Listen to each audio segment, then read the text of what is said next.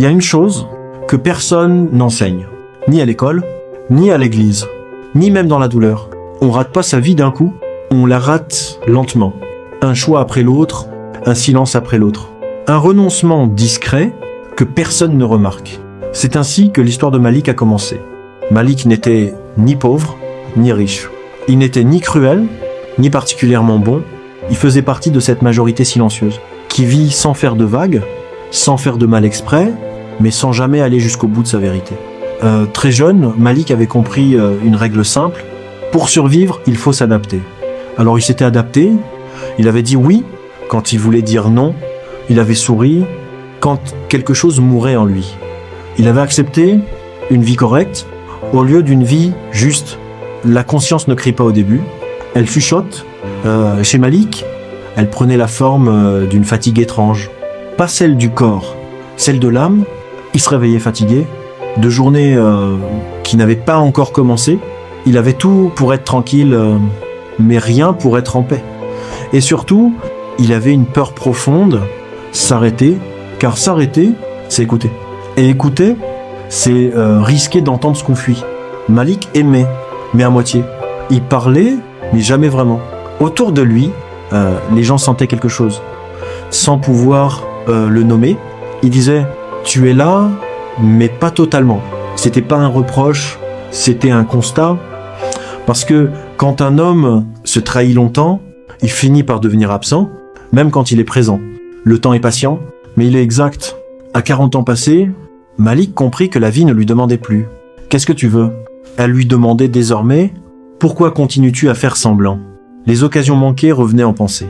Les mots jamais dits pesaient plus lourd que les erreurs. Y compris alors une vérité brutale. Ce ne sont pas nos échecs qui nous hantent, ce sont nos lâchetés. Il n'y eut pas d'accident, pas de drame spectaculaire, juste une nuit ordinaire où Malik s'assit seul et sentit quelque chose se briser doucement. Pas une dépression. Une lucidité, il réalisa que personne ne l'avait obligé à vivre ainsi. Il avait coopéré avec sa propre disparition. Cette pensée fut plus douloureuse que toutes les pertes. La conscience posa enfin sa vraie question. Pas une question morale, une question existentielle. Si ta vie s'arrêtait maintenant, qu'aurais-tu réellement transmis ? Pas ce que tu possèdes, pas ce que tu montres, mais ce que tu incarnes. Malik n'eut pas de réponse. Et ce silence fut sa condamnation et sa chance. Il y a un âge où changer coûte plus cher que continuer. Mais Malik comprit autre chose. Continuer à se trahir coûte toujours plus cher que changer. Alors il fit quelque chose de rare. Il chercha pas à tout réparer, il ne chercha pas à être admiré, il ne chercha même pas à être compris. Il commença par une chose simple. Être honnête, dire non, dire stop. Dire « je me suis perdu ». Certains partirent, d'autres se moquèrent, mais quelque chose revint, le respect de soi. Malik ne rattrapa pas tout, et il l'accepta. Il comprit que la vie ne donne pas toujours une seconde chance complète, mais qu'elle offre toujours une dernière justesse. Il devint plus vrai, moins bruyant, plus aligné, et étrangement, le monde lui répondit autrement. Malik ne devint pas un héros, il ne fit pas fortune, il ne laissa pas un nom célèbre.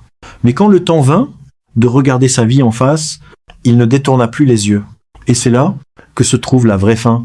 Il mourut un jour, comme tout le monde, mais il ne mourut plus à l'intérieur. La vie ne te demande pas d'être parfait, elle te demande d'être vrai avant qu'il ne soit trop tard. Abonnez-vous pour ne rien manquer.